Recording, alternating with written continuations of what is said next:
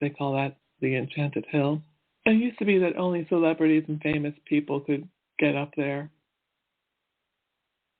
But when the William Randolph Hearst family had the decision about keeping the estate going, they ended up giving it to the state of California because of property taxes. So that's how the government, the big cabal, gets their hands on everything by making it impossible for people to afford to stay where they are because of the taxes going up. So the Hearst family gave it to the state of California, which operates it now as a museum. It has a lot to the estate, the big castle, and then another casa north. I'm looking to see how many acres it is. The property is very big. And what is interesting to me is that they have a lot of European art and antiques that were taken out of Europe after World War II. Hearst was a big collector, and he started taking out massive amounts of artifacts. But then he also was so wealthy that he dismantled buildings and then re-erected them on his estate. So it's unusual. It's an unusual place.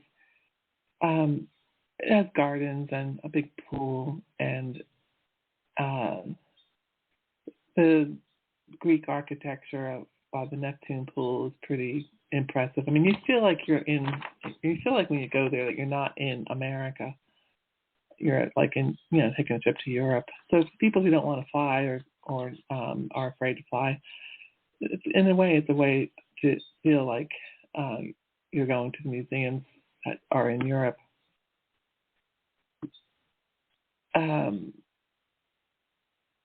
So I guess, they say castle, but according to Lord John Julius Norwich, Hearst Castle is a palace in every sense of the word. They have different tours available at the castle.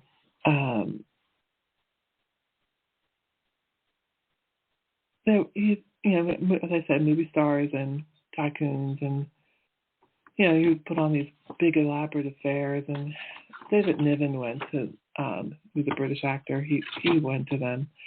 He would have people come up, especially during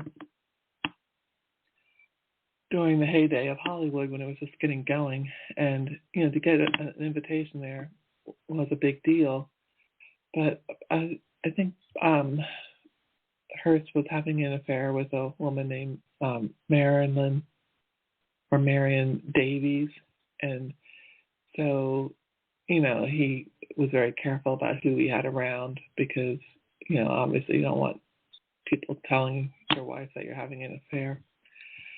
But she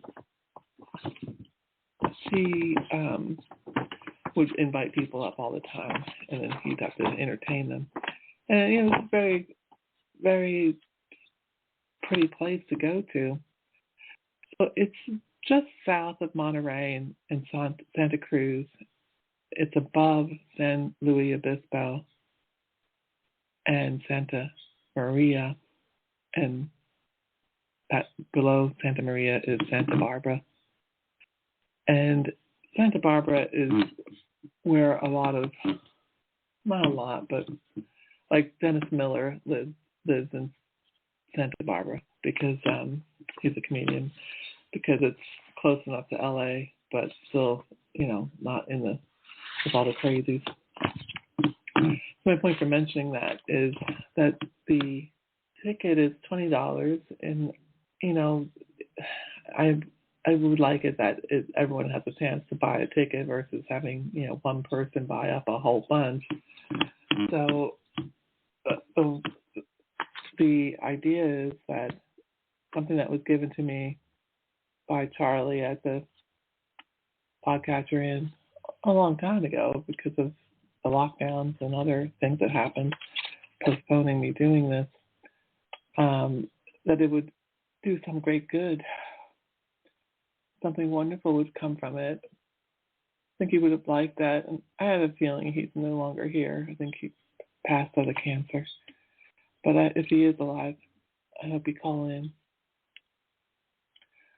But if we could get those tickets sold for what I call the Inspired Getaway, put the PDF of it at the blog.lorabella.com.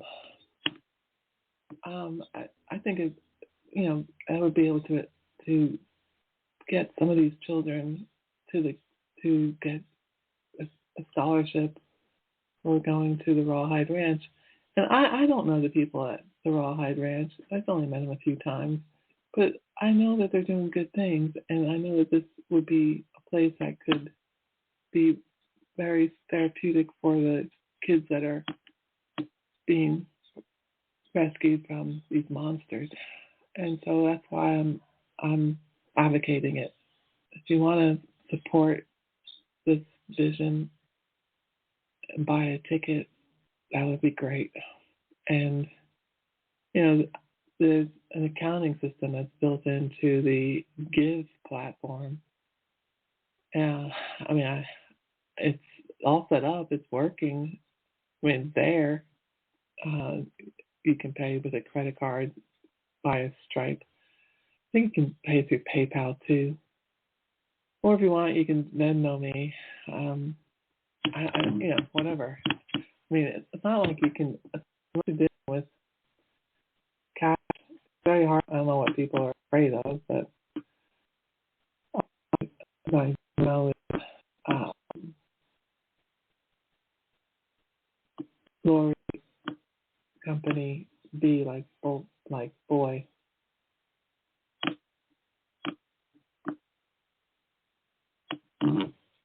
If you want to participate that way. The other thing I have that I wanted to talk about briefly, I'm not very good at asking for money, so it's I'm doing this, but I'm obviously not that thrilled about it. But I had so much expenses in the last event, the 9/11/21 event, and my whole community boycotted it. And I know why they boycotted it, but it wasn't about me, but it ended up hurting me a lot. And I guess, it also hurt the ranch because they didn't get any donations. So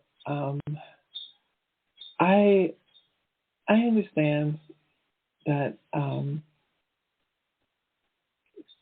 what I can gather, put it that way, there are donations coming in directly by mail and to the Rawhide Ranch, and that's fine.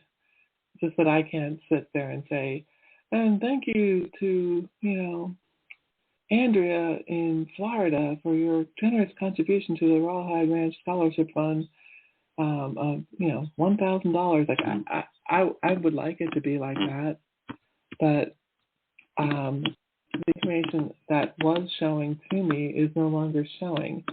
So I guess it's that the message is that these people that are donating to the scholarship fund, really don't want their names out there, and they also don't want to be audited, I guess. If they put down that they donated money, and then the IRS goons come and audit their business or their 501c3. So, and again, I could start a foundation and take in money that way, but this doesn't. You need to be donating to the people that are doing the work. The people that are doing the work are the Rawhide Ranch, other camps that are going to be made that are going to copy what the Rawhide Ranch program and curriculum and mottos and philosophy is, and then the organizations that are rescuing the kids and the adults. It's not just kids. It's they need a lot of volunteers, and they need care. And that's where the churches and the organizations and the scouts and the other, clubs like Rotary and AAA Club and Lions and Moose and that ties in to the Wizard of Oz. Remember the lions and tigers and bears. Oh my! Well, I know the lions do great work. I know the moose are good people, and I'm the Mama Bear Club. So look at it that way. That the animals are clubs. I don't know why they name these clubs after animals, but you can go be the Teddy Bear Club. And the reason I'm talking about that now is because I saw a cloud in the sky that looked just like a teddy bear. So I told Mike Lindell on the Getter, I don't know whether he listens to me or not, but I told him to start making teddy bears since he's been having his orders wrecked up by the scum at Walmart. And I shouldn't say, Sam Walton was not a scum, and his employees might be scum. I don't know who's making the decision to screw over Mike Lindell, but I always thought Walmart was okay because they refused to go union. But when Hillary Clinton sits on the Walmart board, as far as I think I remember reading that. So, I don't know who's doing this, but I don't think it's Sam Walton. I don't think he would have been very happy about it. And it's funny that his name comes up because I was talking about the Waltons, the TV show by Earl Hammer being a good TV show for kids and for shaping society. So anyway, so when I've been up there, it was for a car show, and I think nearby is where Michael Jackson had his estate in Los Olivos. I think it's Olivos, where he had Neverland. So in a way, that ties into this strange story too, because Neverland is where Peter Pan lived, and Michael Jackson was a kid. Like he didn't want to grow up. He wanted to be. I think he had a really horrible childhood and abusive parents, father especially, and it damaged him.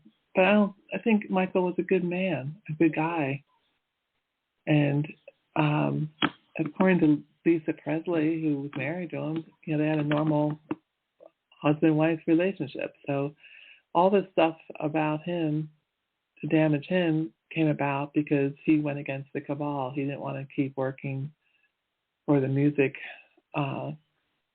industry because they had he didn't like their contract and he wanted to go free, I guess, and they wouldn't let him out. So they're supposed to totally ruin him and smear him.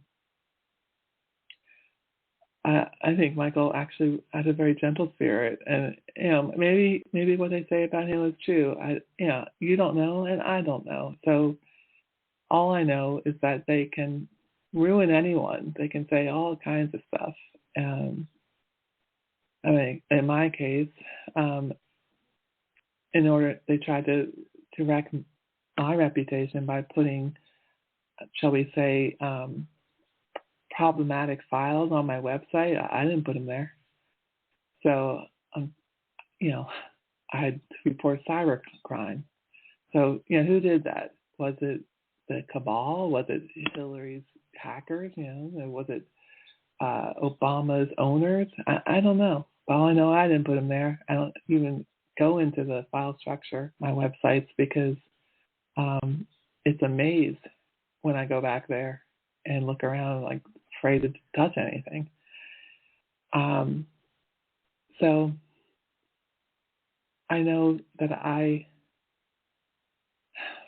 as what I said to the people at Rawhide Ranch, I said I had gone there to to book having a